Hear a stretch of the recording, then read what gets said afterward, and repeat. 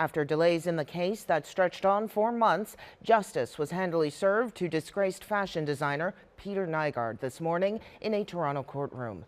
The 83-year-old learned his fate after being convicted on 4 counts of sexual assault in November. Global News crime specialist Catherine McDonald joins us now with more on the decision. Good afternoon, Catherine.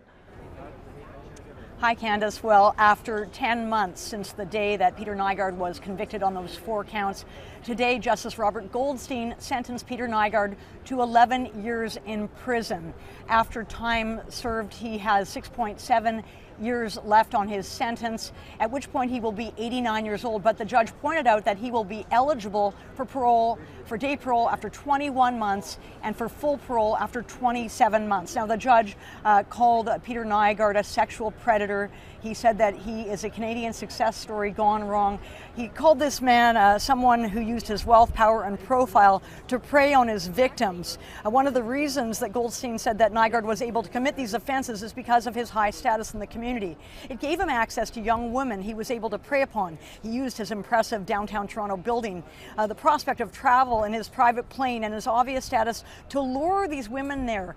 These were all women who thought that they could be mentored by Mr. Nygard. They thought that they might be going there for a job interview, and Nygard had this building, a private bedroom suite where he had access and no one else had access, and he was able to trap these women. He also spoke about the fact that Nygard, these sexual assaults happened in a time where wealthy, powerful men thought they were immune from conviction. All these women spoke in their victim impacts about how they were afraid of coming forward to authorities because it would be their word over his, and friends and family told them that they would be humiliated and embarrassed. In fact, these sexual assaults left these women degraded and humiliated. Many of them said that the fact they had to come here and testify against him was equally as humiliating. Just going to repeat here, Peter Nygard sentenced to 11 years in prison. The Crown had been asking for a 15-year sentence, the defense for a 6-year sentence.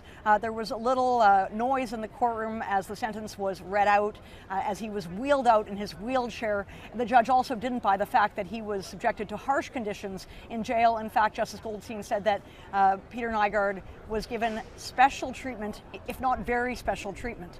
He begins to serve his sentence. Now he will be transferred from a provincial jail, the Toronto South Detention Centre, to a federal penitentiary.